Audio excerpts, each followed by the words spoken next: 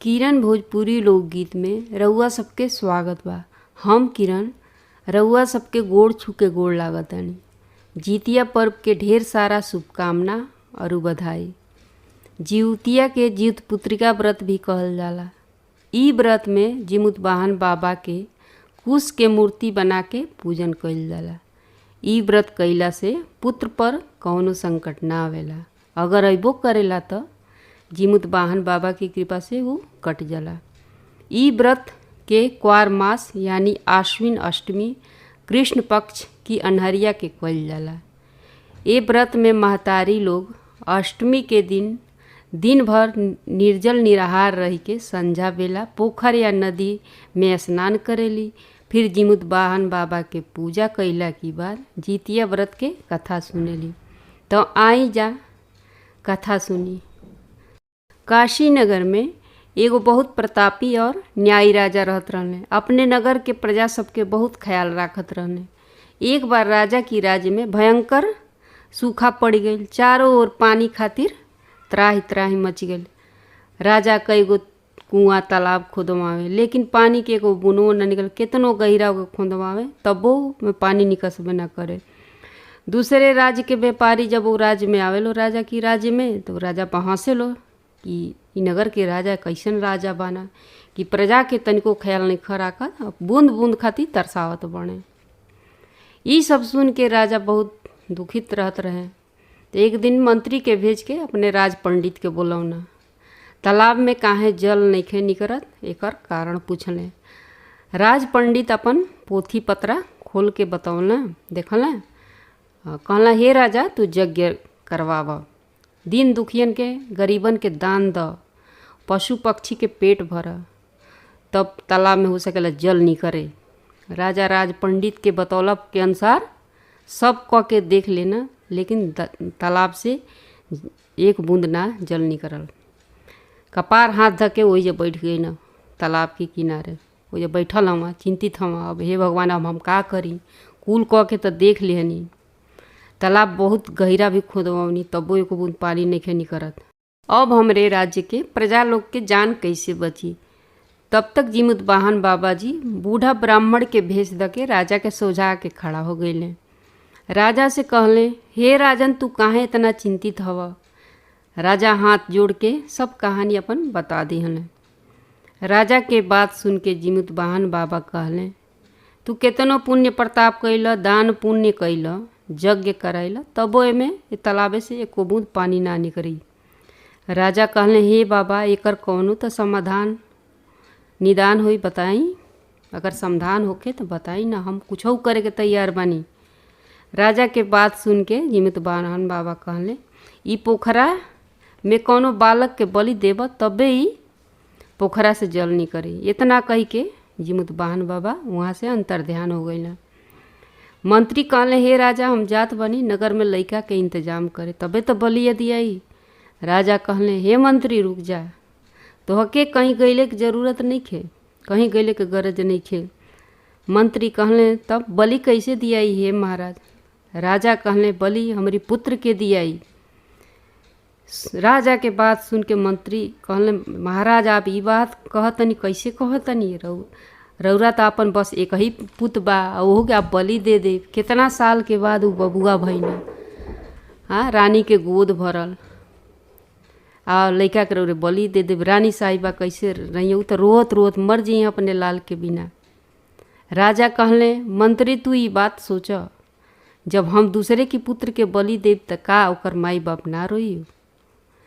सबके लाल उतने दुलारा होले जितना किया अपन। राजा के एक ही बेटा रहने, उहे बहुत पुण्य प्रताप से भइल रहन। बहुत पुण्य प्रताप पूजा पाठ कैले रहेलो तो कई साल की बाद बीतला के बाद उ लइका भइल रहन। अब 21 साल के रहबे कैना। आ रानी हमेशा ओके छाती से चिपका के रखले रहे, कबो छोड़बे ना करे। कितना साल के बाद पत्थरा पर डूब जामल रहना तो एकदम आँख के तारा रहना। केहू के खिलाऊ के ना माने जेके ना जाने ओके ना दे ओकरी गोदी में। केहू का हमेशा अपनी आँखी की सोझा रख ले रहा। राजा मन में सोचे कि कैसे बबुआ के अपने रानी से अलग करी। रानी तो हर घड़ी छतिया से चिपकौले रहेली। एक दिन राजा के उपाय सूझिए गईल। दुआरे से आके कहले, हे रानी, तोहरे माई के बहुते तबीयत खराब बा। तोहरे नैहर के एगो हजाम आइल रहे, उहे बतावत रहे। जैबू नहीं, जा देखे अब अपनी माई के तबीयत बहुत खराब बा। रानी जब राजा के सुनली बात तो बहुते दुखित भइली। कहली, हे राजा, हम माई के देखे जाए, रउआ पालकी तैयार करवा दे। राजा पालकी उलकी तैयार करवा देना। रानी अपने बबुआ के गोद में लेके जैसे पालकी पर चढ़े पर जैसे पालकी पर चढ़े के भैली तो राजा का कहत ना, हे रानी, तू बबुआ के हमरे लगे छोड़ के जा। तू चल जेबू, बाबुओ चल जाई तो ये महल एकदम सूना हो जाई, भयावन लगी, अच्छा ना तनिको नीक ना लगी। ओकरा बाद कितना दूर तुहार सफ़र बा, नैहर बहुत तुहार दूर बसता, 1-1.5 दिन तो लाग जाई तो के जाता ही। कितना धूप घाम भइल बा, कहीं बबुआ के तबीयत खराब हो जाई तब। एक हमके डर लागता। राजा बहाना बनावत ना। राजा के बात सुन के रानी कहली, रउआ सही कहतनी, ठीके कहतनी, सही, हमारा नैहर बहुत दूर बा, 1 साल का लड़का बा, गोदी में लेके आइल जाइल, बिरान रास्ता बा। तो ये सोच के का कैली, राजा की गोदी में दे दिहली बबुआ के। रउआ कहली कि रउआ बढ़िया से हमारे बबुआ के ध्यान रख। पहला बार हम बबुआ के छोड़ के जाता नहीं रोरी ऊपर, बहुत ध्यान से रखब एकरा के। बहुत चेता उता के रानी गईली। इतना कह के रानी पालकी पर सवार होके अपना नैहर चल दिहली, अपना माई से मिले। एक जंगल से दूसरा जंगल होत जाए लगली तो रास्ता में बड़ी जोर से मानो कुछ देर की बाद उनके प्यास के आवाज़ भइल बहुत कि हमके प्यास लागल बा। पालकी रोकवा के नदी के तीरे पानी पिए गई। आसपास जंगल में तालाब रहे, नदी रहे, तो नदी के तीरे गईली पानी पिए। देखली कि नदी के तीरे पीपल के पेड़ के नीचे बहुत सारा मेहरारू लोग समूह में बैठ के पूजा करत रहली। जल ना पी के वो पीपल के पेड़ के नीचे आ गई और पूछे लगली कि रउआ लोग ई का करत हई, और ई कुछ घास के काहे लाल धागा पहिरौले बानी सब, हम कुल जानल चाहतनी। मेहरारू लोग बतावे लागल कि आज क्वार मास के सप्तमी है और हमने जितिया व्रत करे के संकल्प करे आइल बानी जा। ई व्रत पुत्र की रक्षा खातिर कइल जाला, पुत्र रत्न पावे खातिर और पुत्र के सुखी जीवन के कामना हेतु ई व्रत कइल जाला। ई व्रत में भगवान जीमुत वाहन बाबा के पूजा होला। कुश के मूर्ति बना के जल अथवा माटी में ओका स्थापित क के जीमुत वाहन बाबा के आवाहित कइल जाला उनके। और जवन ई लाल धागा हवे, ये तो जीवतिया के धागा ह। जवना दिन जीवतिया के पारण कइल जाई, जई घोटला के बाद ये पहले अपने बबुआ बबनी की गटई में पहना के ओकरा बाद से अपने गले में पहिरल जाला। आज सप्तमी से जितिया व्रत शुरू हो जाला। ये 3 दिन के होखेला। काल भोरे सरगई कइला के बाद ई व्रत दिन भर और काल रात भर निर्जल रह के कइल जाला। फिर भोरे नवमी में पारण कइले के विधान हवे। रानी ई सब पूजा विधि जान के बहुते खुश भइली। मन में सोचा तारी, हमरो तो एगो बबुआ बटले बा, हमहू जितिया भूखम। पहले नदी में वही जाके का कइली, पानी ना पियली, घरों से कुछ खा पी के ना चले रहली। तो वही औरत जौन बतावल हो वही अनुसार का कइली, नदी में जाके डुबकी लगौली और वही मेहरारू लोग से जौन पूजा उजा के सामान रहे लेके जीमुत वाहन बाबा के पूजा कइली और प्रण कइली कि हमहू अपनी लाल खातिर निर्जल निराहार रह के ई पावन जितिया व्रत भूखब। हे जिति बंधन बाबा, सदा हमारी बबुआ के अपनी छत्र छाया में राखब, बबुआ के हमारी सदा रक्षा करब, हर संकट से हमारी बबुआ के बचाए। राउर व्रत श्रद्धा और संयम से हर साल हम करब बाबा। जिति बंधन बाबा के गोड़ लगली और गोड़ लगला के बाद पालकी में सवार होकर अपना नैहर की ओर चल दिली। अष्टमी की संध्या के रानी अपनी नैहर पहुँचत तारी। सप्तमी भी दिन भर कुछ ना खैली पियली और अष्टमी भी बिना अन्न जल के रानी के बीत गई सही। जब अपना बाबा की द्वार पर जात बाड़ी तो देखा तरी महतारी दुआरे पर अष्टमी की संध्या के पूजा पाठ कर तड़ी। पूजा नगर के भी बहुत सारा मेहरारू लोग रहे लो, उनकी दुआरे पर पोखर रहे, वो पोखरे पर उनके महतारी भी बैठल रही। आ आसपास के जो गोतिन दियादिन रहे लो वो समूह में ये जितिया का पूजा करत रहे लो। मन में सोचा तरी राजा जी हमरा से काहे इतना बड़ा झूठ बोलनी कि तोहरे माई के बहुत तबीयत खराब बा। ये सोच के ओकरे बाद से पालकी से उतरत तरी और उतर के मातारी के गोड़ छुअली। माइयो बेटी के देख के बहुत ही चकित भैली। कहली हे बेटी अचानक कैसे तू आ गईलू हो, जमाई राजा ना आइले, का बात है? रानी सब अपने बात जितना कुल बात रहे सब बता दिले अपने महतारी के। रानी के माई कहली राजा आखिर झूठ काहे बोलल है? उनके कुछ खटका लग गई रानी की माई के, कुछ तो बात बा। बबुआ के भी तू राजा साहब के पास से छोड़ के आ गईलू, इन्हें कि सथवे ले आयल रह तू, कहीं तोहरे लाल पर तो कौन संकट तो ना आइल?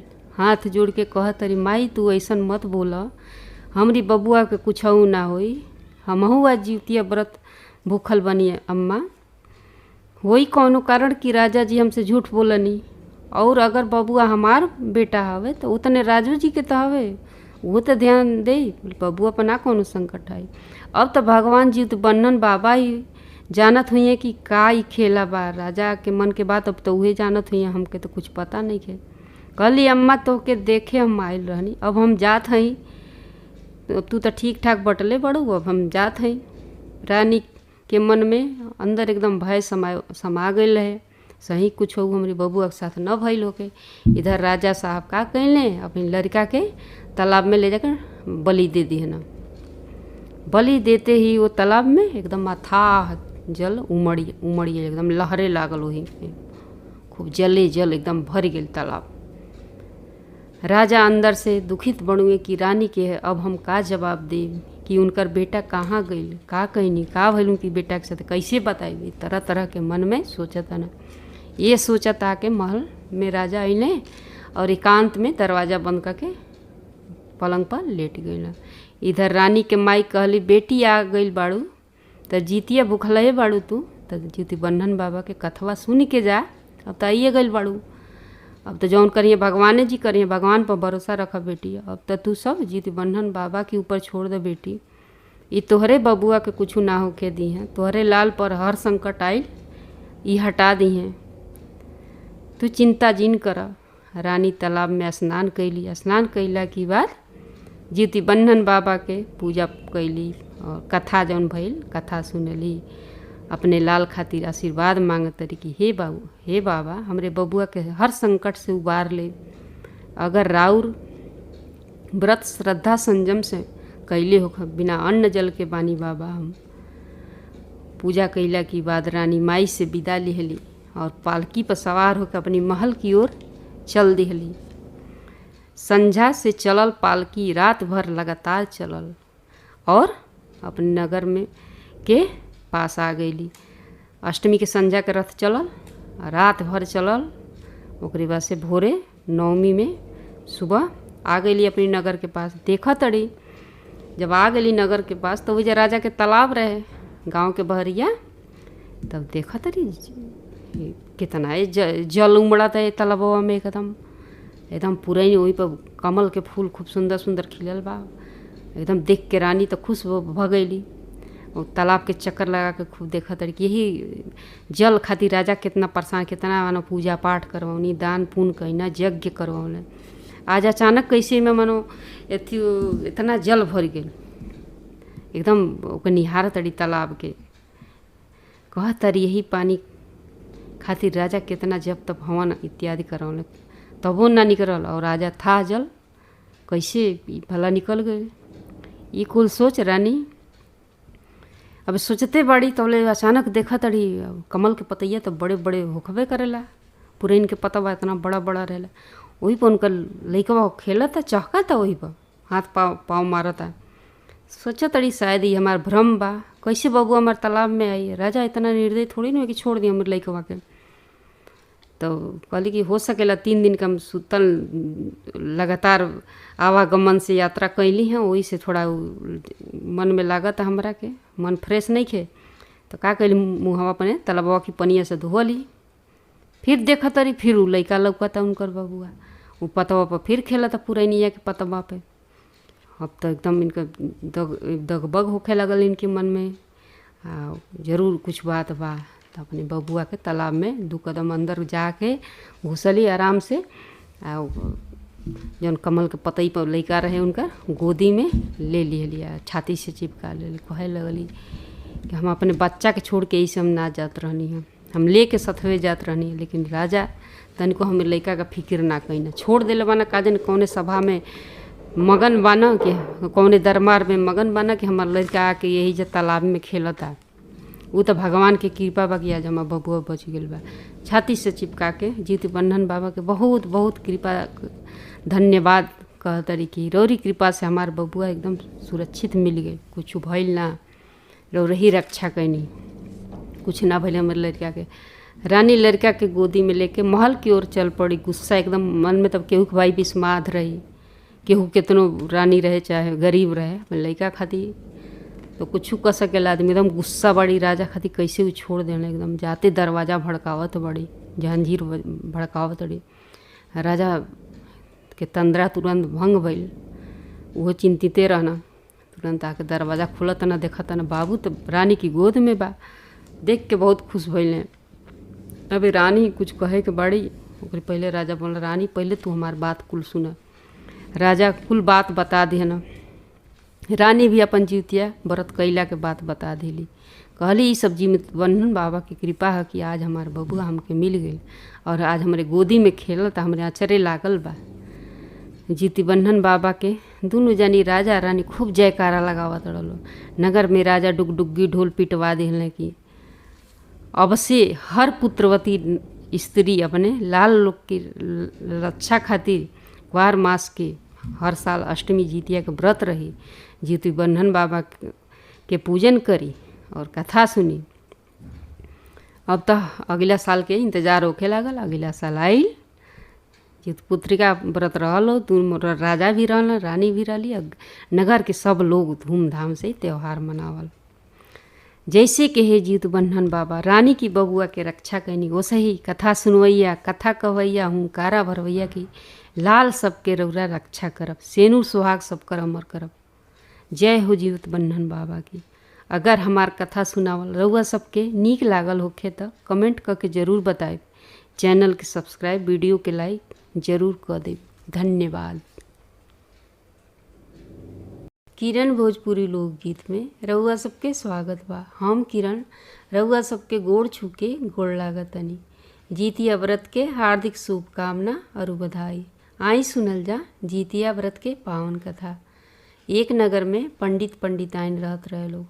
पंडित जी के 2 बेटा रहले। बड़का बेटा जब जवान भइले, बालिग हो गईले, तो पंडित जी का कैले एगो सुंदर कन्या देख के उनकर बियाह कर दिले। पंडिताइन जौन रहली वो बहुत धर्म कर्म वाली महिला रहली। ओकरे उलट जौन बहू उनका मिलल एकदम अपोजिट रहे। एकदम कुछ भी धर्म कर्म वाला काम ना करत रहे, सब गलत जौन भी करे। छोट जेठ के कोनो आदर सत्कार ना करे। खाना जब बनावे तो अबे सास ससुर बकिए बड़ा लो, पंडित पंडिताइन के ना दें, सबसे पहले अपने खाना उना खा लें। और रसोई में रोटी चावल जौन भी बनावे तो ओके जरूर ओमे से निकाल के चख लें, ओमे जूठा माना कर दें खानवा। तो पंडित पंडिताइन बहुत दुखी रहे लो, बहुत दुखी रहे लो अपनी बहू की कैला पर। कोनो उनके धर्म संस्कार नाम के कोनो चीज़ें ना रहे उनके अंदर।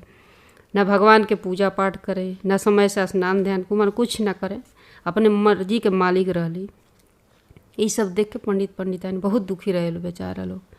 ऐसे करत करत बड़ी बहू के ब्याह के 7 साल बीत गए, लेकिन उनकी गोद में माना गोद उनके खालिए रह गए। आ उनके ये बात के तो उनको अफसोस भी ना रहे कि हमारा गोद कहाँ नहीं खे बार हमारी गलती के नतीजा बा कि हमारा छोट बड़ के लिहाज करते नहीं कि जूठा भोजन जौन बा पंडित पंडिताइन के सास ससुर के खियाओ तनी, कोनो इज्जत सत्कार नहीं करत, ना वो लोग उनके साड़ी धोती फींचे, कुछ मन करबे न करे वो लोगन खातिर। पंडित पंडिताइन हमेशा बहुत दुखी रहत रहे लो। भगवान से कहे लो, हे भगवान हमारी बड़ी बहू के गोद भर दी ताकि घर में एगो पोता पोती आवे को खिलाई जा हमनी के गोदी में। एकदम सुनसान लागता 7 साल में ऐसा कुछ ना भई। छोटका बेटा भी पंडित जी के जवान हो गए ना शादी करे लायक, तो का कही ना अपनी छोटका बेटा के भी शादी कर दिहले सुंदर सुशील बहू देखी के पंडित जी के जौन छोटकी बहू रही बहुत ही संस्कारी रही, बहुत ही संस्कारी, एकदम उलट अपोजिट उनकर रही बड़ी बहू के, एकदम धार्मिक प्रवृत्ति वाली महिला रही। छोट जेठ के आदर कैल, माने एकदम संस्कार में उनकी रहे। घर के काम में दक्ष रही, देवी देवता के पूजा पाठ कैले में एकदम आगे रही। सास जितना कहें उतने करें, सास ससुर बहुत मानो जौन भी कहे लो करें। एकदम संस्कारी बहू रही, एकदम छोटकी बहू पाके, गुड़ी बहू पाके पंडित पंडिताइन एकदम फूले ना समात रहे लो, बहुत खुश रहे लो। ऐसे करके 1 साल बीत गए। 1 साल के बाद छोटी बहू के गोद भर गए, एकदम खुशी आ गई घर में। पंडिताइन बहुत खुश, पंडित पंडिताइन बहुत खुश भइलो, खूब दान पुण्य कैलू। जौन जौन मनौती मनले रहली पंडिताइन ओके मनो पूरा कैली, चढ़ौली बढ़ौली जौने जौने देवता देवी के मनले रहले। काहे कि घर में पोता आ गई रहे। जब बहू के बेटा 4 महीना के भइल तो जितिया पर्व आयल, कुंवार मास के जितिया आयल। पंडिताइन सप्तमी के नहाए खाए वाला दिन जौन रहे तैयारी कैली अपन नदी में स्नान करे जाए खातिर। तो छोट बहू पूछा तरी, हे अम्मा रउआ कहाँ जात हई पूजा के सामान लेके? तो पंडिताइन कहली, हे बहू तोरा ये नइखे पता कि काल जितिया अष्टमी व्रत हवे? जितिया व्रत निर्जल निराहार रह के कइल जाला। पुत्र की रक्षा और ओकरे स्वास्थ्य खातिर इ व्रत को जरूर करे के चाही। जेकर गोदी अगर खाली बा ओहू के भर जाला। इ सब जीमुत वाहन बाबा के कृपा से होला। इ व्रत जरूर करे के चाही। हम जातनी गंगा स्नान करे, आज नहाए खा वाला दिन बा। तो सासू जी के बात जब सुनली तो बहू कहे लगली, अम्मा जी हमहू चलो रउआ साथे, हमहू जीती। अब के एकदम बहुत खुश भइली जब जान गईली कि बेटा खातिर कइल जाला। तो कहली हमारियो गोदी तो बबुआ बा, हमहू ओकरा रक्षा खातिर, अपने सिंदूर खातिर, बाबू के दीर्घायु खातिर इ व्रत हम उठाई आगे करब नियम और श्रद्धा से। ओकरे बाद इतना करले के बाद ये अपन तैयार हो गई, अपन साड़ी लुगा कपड़ा पड़ा लेके। पूजा के सामान सासू रखल रही पंडिताइन। और का कैली अपने बबुआ पे छोट रहे तो पलना में उ सुत गए तो सुला दे झूला के छोड़ दिली कि अब जब ले आए हम लौट के तब ले तब सुतल ही रही। आ घर में गोतीन बटले बड़ी अपन रक्षा करी हैं। और अपने का कैली अपने चल गई गंगा स्नान करे सासू के साथे। तो जैसे ही जात रही अपने वो गंगा घाट पर सासू के साथे, तो जौन बाड़ी इनके जेठानी पंडिताइन के बड़ी बहू अपन झट से उठली। देवरानी के पलना में लइका सुतल रहे, ओके वो कपड़ा ले ली और में लपेट के का कली गंगा नदी में ले जाके फेंक अली ओकरा के। इतना जलन खोरी रहे। एकदम खुश हो गई, चल अब तो मार दी हम। सब बहुतों के दुलार करत रहे। हमार सास ससुर बस वही के सब प्यार लुटावत रहे, हमारा खातिर तो कुछ रहबे ना कैल। और दरवाज़ा बंद का क्या के सुत गई। उधर जिमुतबान बाबा की कृपा से उ लड़का डूबल ना। जहाँ मेहरारू लोग नहात रहली वही जो लड़का बहुत बहुत आके लागी गई। तो वही में से कौन मेहरारू लड़का उठौली कि सोचत कहीं कपड़ा में का लपटाइल बा। तो कपड़वा उठवली तो देखा तरी एगो लड़का बा जिंदा बा। तो अब तो नदी घाट पर चारों ओर एकदम शोर हो गए, हल्ला हो गए। अरे कौन हत्यारी ने अपनी बेटा के नदी में फेंकले बा मुँह खातिर दादा ले। चारों जगो मुँह तगो बात खूब एकदम। तो इहो सास बहू जन रहे लो वही घटवा पर बैठल रहे लो पूजा करे खातिर। जब ये देखली, जब कपड़ा खोल के हाथे पर औरतिया ले लेवा तो ये देखली बहुत झपक के अपने बाबू के लेके छाती से चिपका ली। कहली अरे ये हमारे बबुआ हम।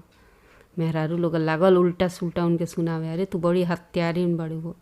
मुझे मुँह अहेक रहे तो कहे कि बेटा पैदा कैलू, बड़ी हत्यारीन बड़ी। हाथ जोड़ के लगली कहे कि हम इनका के पलना में छोड़ के आयल नहीं सुतल, भला हम काहे के अपने बबुआ के मारब।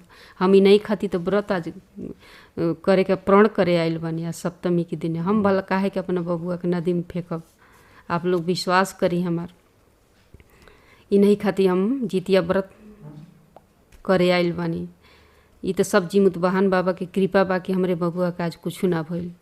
गंगा नहाए के सास बहू दुनहु जानी घरे अइली।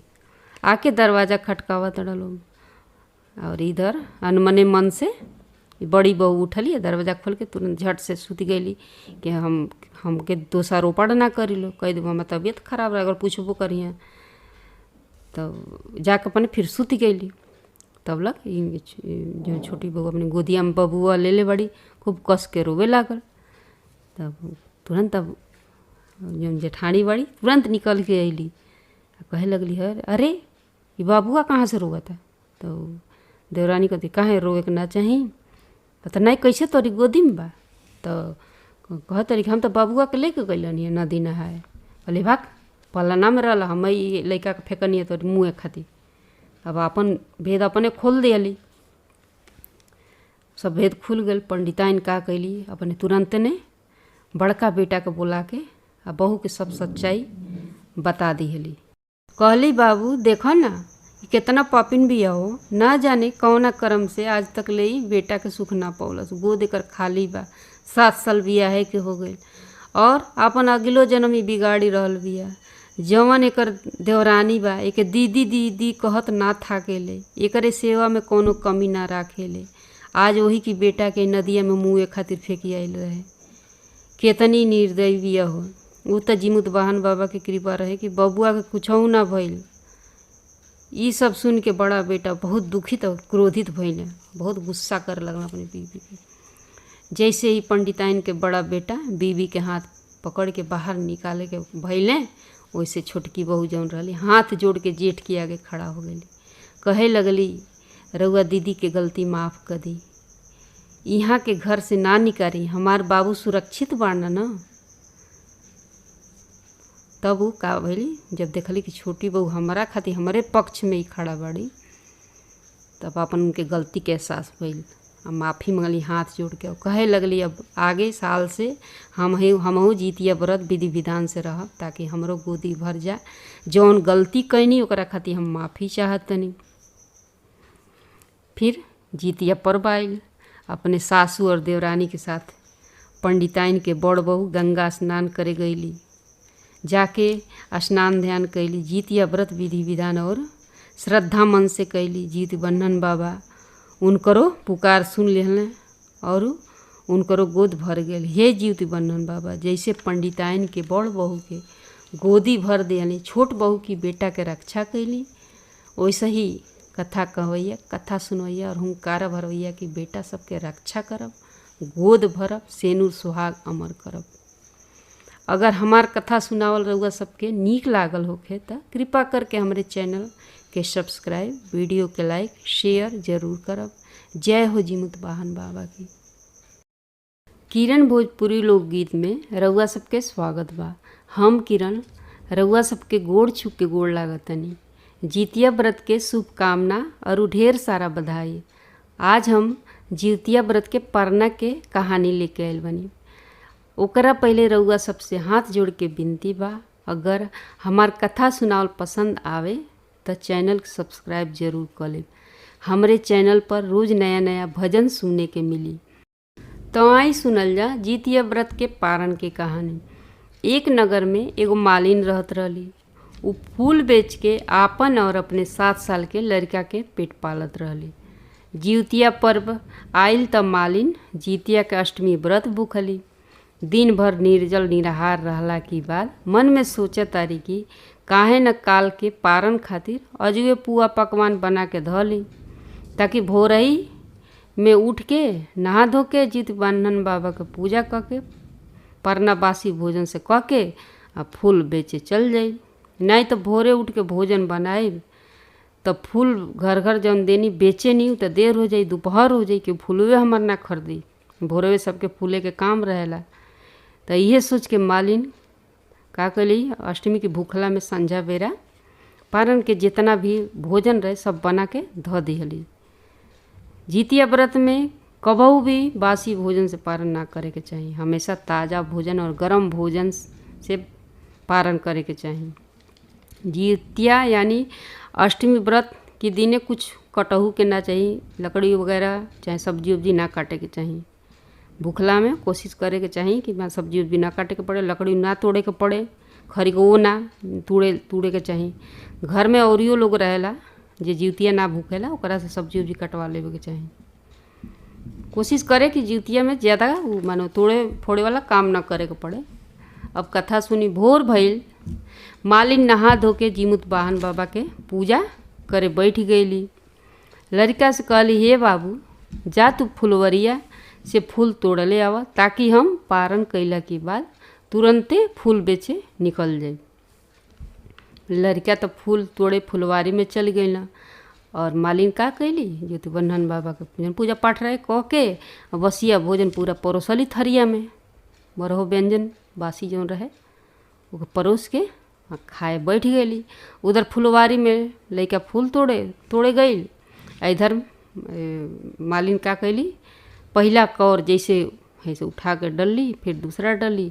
वैसे ज्योति बन्धन बाबा ये देख के एकदम क्रोधित हो गई ना, एकदम गुस्सा हो गई ना कि हमारे ये तो व्रत भंग कर दिया, बासी भोजन से पारण कर दिया।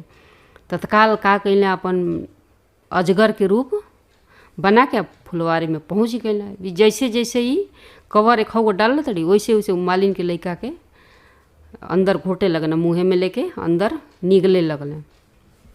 इधर मालिन जैसे टोटल सब भोजन खा के डकार मरली, वैसे सौंसे उनका शरीर बेटा के पेटे में डाल लिया ना, घोटी करना ज्योति बन्धन बाबा अजगर के रूप में। ये सब वहाँ पर गाय के जौन चरवाहा रहना सा आसपास फुलवरिया में सब देखना सा। दौड़ल दौड़ल मालिन के घरे आई ना सा, सब आके सब घटना बतौना सा। तब ये सब सुन के उनको बहुत दुख पहुँचल। और हाथ जोड़ के कहे लगली ज्योति बन्धन बाबा से, हम अपने बेटा लागी ओकरी सलामती खातिर राउर व्रत जितिया भूखल बानी, निर्जल निराहार रह के भूखल रहनी है इतना विधि विधान से। आज हमरी साथे ई भइल कि हमरे लड़का का अजगर निकल गई। अब बदहवासल एकदम दुखित बेचारी रोवत गावत गईली फुलवारी में। उहें देखली अजगर महाराज एकदम इनकी पूत के निकल के आराम से। अब तो घोट ले रहना तो चल तो पाई लो ना, तो वही जब सुतल रहना अजगर महाराज। अब तब मालिन खूब रोवत तड़ी, घिघिया तड़ी हमरे बबुआ कि केहू तो बचा ले। अब के डरन जा बचावे अजगर की लगे, हमसे का गलती भइल हे ज्योति बन्धन बाबा की। हाँ, इतना बड़ा हमके सजा दिहली।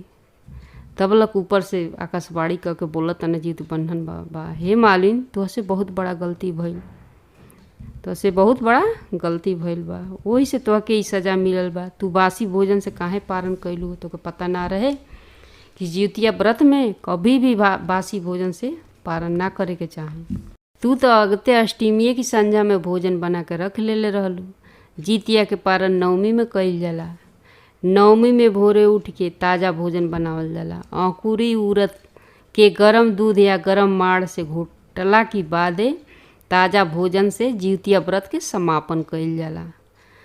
मालिन हाथ जोड़ के कहतारी, भूल तो बहुत भारी भइल बा बाबा, माफ़ कर दी। अब कैसे हमार बबुआ हमके वापस मिली, कौनो उपाय बताई दी, कैसे हम अपनी भूल के सुधार करी। जीमुत वाहन बाबा कहले, गलती तो बहुत बड़ियार कैले बाड़ू, तो सजा तो मिलबही करी।